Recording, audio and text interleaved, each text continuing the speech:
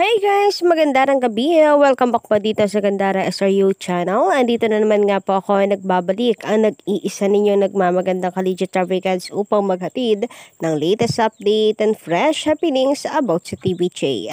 Mga balita na may kinalaman sa Itbulaga at sa loob at labas ng showbiz. Kaya naman, kung isa kasi hindi pa nakaka-subscribe dito sa akin channel, maaari lamang na pindutin po ninyo ang subscribe button at notification bell para maging updated at ma-notify ka every time na may bago po tayong videos na may kinalaman sa Itbulaga. Anyway, ang mainit nating chika para sa gabing ito ay pumapatungkol po sa tatlong bagay. Una, itong patungkol po sa bagong segment ng TVJ na nagustuhan po ng marami. Katunayan po niyan ay ang taas po ng viewers natin and of course 1 million na nakamit po ng TVJ. Grabe nga naman yon. And syempre sa sponsors na tila nagpapaunahan ng araw po at pumirma na ng kontrata. So, unahin nga po muna natin itong pag-usapan. Patungkol po ito sa post na isa pong tape defender na kung saan ang advertisers daw po ay buo pa rin ang pagtiwala at suporta. Base sa chika niya ay pumirma na nga raw po ng kontrata para sa pinakabagong or bagong programa na binubuo ngayon ng Tape Inc. So, tila ito ang kanilang breaking news ngayon. Sabi dito, wala naman pong problema, no? Kung totoo po yan, bahala sila kung saan pong channel sila magpapalabas. Kung noontime show ba yan or isang drama, bahala sila sa buhay nila, di ba? And kung movie naman, baka gusto po nilang tapatan kasi bali-balita po, nababalik nga po si Bossing sa MMFF. Pero syempre, tayo, matik na dead mabels na po yan. Pero sabi kasi dito ay pagbabalik television. So baka serye yan. Sana naman kaya ipapalabas GMA, All TV, sa TV5. Anyway, so ito nga po ang post ni Procnoy na Tape Defender breaking news. Advertisers, buo pa rin ang tiwala at suporta. Pumirma na sa bagong programa ng Tape Inc. Hindi na mapipigil pa at hindi na paaawat ang nalalapit na pagbabalik telebisyon ng Tape Inc. Sa katunayan, dahil buo ang tiwala at suporta sa production outfit, pumirma na ito sa mga bagong programang tsak na inyong kagigiliwan. Ayon sa ating panayam sa pamunuan ng Tape Inc., kung gaano kadami ang commercial load sa dati nating programa, ganun pa rin kainit ang pagtanggap ng advertisers sa ating nalalapit na pagbabalik. Ay grabe kung yun lang din. Nalugi nga po yung tahanang pinakamasaya nila no? Tapos ganun lang din pala. So ano yung pagkakaiba? Buladas pa ng isang major advertiser ng Tape Inc., we already nurtured our relationship with Tape Inc.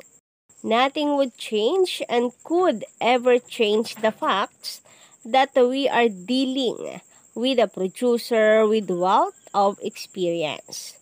40 plus years is 40 plus years. We do not usually place that much with a less than a year-old production team with no track record in business. Tila kasado na ang mga programang ito at may konting inaayos na lamang na mga huling detalye sa pagbabalik ng mga ito. Handa na rin ang bagong bihis na studio. Nako, may studio mga kadarbicads. Mukhang isang variety show to, reality show. Ano kaya, pre-noontime show? O isa na namang noontime show. At magbabalik sigla na ulit ang APT Studios sa mga susunod na araw. Kung ano magiging tema at pamagat ng bagong programa, Jack na dapat yung abangan. Kung sino-sino ang magiging bahagi ng programa, yan ang dapat yung tutukan. So, ito na naman po tayo sa bagong magiging bahagi ng programa. Naalala ko po tuloy yung tungkol, pag may paganito sila, naalala ko yung tungkol kay Alden Richards, nayayanig daw talaga sa noontime. Pero isang malaking fake news pala, or nabigo sila. Napaniwalain po tayo dahil sa halip yung tinutukoy po nila na Yayan Isa noon time, last day pala na hindi po inaasahan, biglaan pong last day ng tahanang pinakamasaya. Anyway, eto pa, kung sino-sino ang magiging bahagi ng programa, yan ang dapat tutukan. Kung anong oras at saan ito mapapanood, yan ang dapat yung sundan.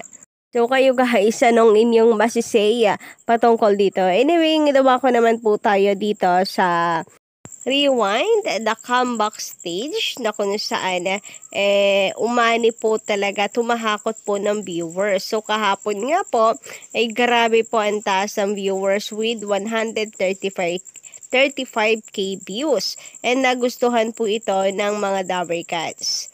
Mas lalo na nga daw po kung gagawin po itong mahigpit na kompetisyon ng TVJ. Finally daw, pinakinggan po ng TVJ ang request na magkaroon po sila ng dance contest muli.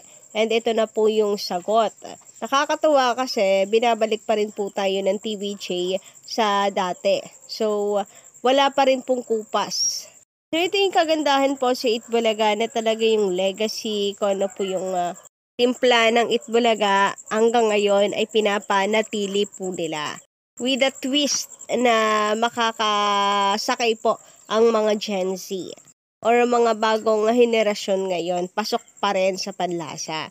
So, ayun na nga, gusto po natin batiin ng TVJ sa napakagandang pagtanggapan ng mga Dabber Cats dito po sa Rewind, the comeback stage. Sapagkat nung nakaraan, nung nag-release po sila nung sa That's My Boyfriend, alam naman po natin na umani ng negatibong komento. So, eto po, nagpapasalamat po tayo sa TVJ at the same time ay kino-congratulate po sila. Speaking of congratulations, isa na naman pong congratulations for TVJ dahil ang Itbulaga po YouTube channel ay nakahit na po ng 1 million subscribers.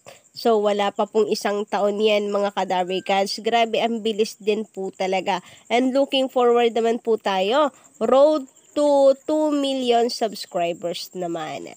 So, another achievement po ito para sa TVJ. For sure, masaya din po sila na umabot na rin po ng 1 million subscribers ang kanila pong YouTube.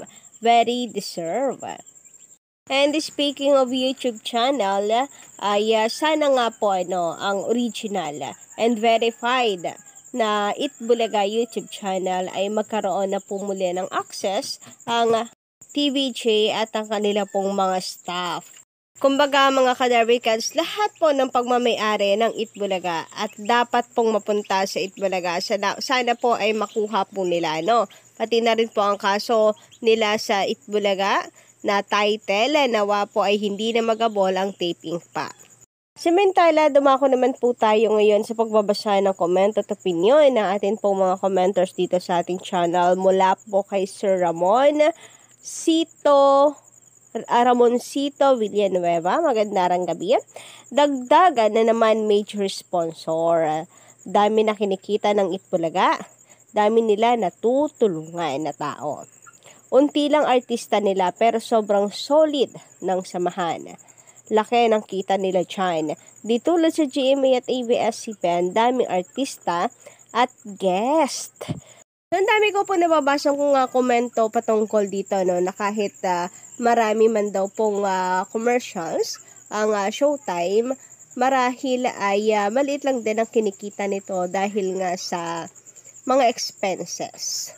Siyempre, ang dami nilang host, marami rin po silang guest, then nagbabayad pa rin po sila ng block time agreement, mayroon po sila sa GTV. So, hindi na po natin alam ang patungkol sa buong details about dito, pero ayun nga, pansin po ng marami pong expenses ang Showtime. So, kung uunti pa ang kanilang sponsors or ang kanilang commercials, paano na lang mabubuhay ang kanilang programa. LED screen nga daw hindi po mapalitan, gas-gas na. Samantala, sabi naman dito ni Digita Dabber Cats ako, sana makita ko in person si Bossing Vic Soto. At sana din makapagpa-picture ako sa kanya para makontento araw ko. magkasunod birthday natin, Bossing Vic. Ako April 26 at ikaw ay 28. Solid Allegiant Tarot cards ako. Nakipag-pray po natin yan, ano? Sana po mag-grant po ang wish ninyo na makita po in person si Bossing. Anyway, yun lang po ang ating update po para sa gabing ito. Don't forget to click the subscribe button and notification bell para sa iba pang mga balita.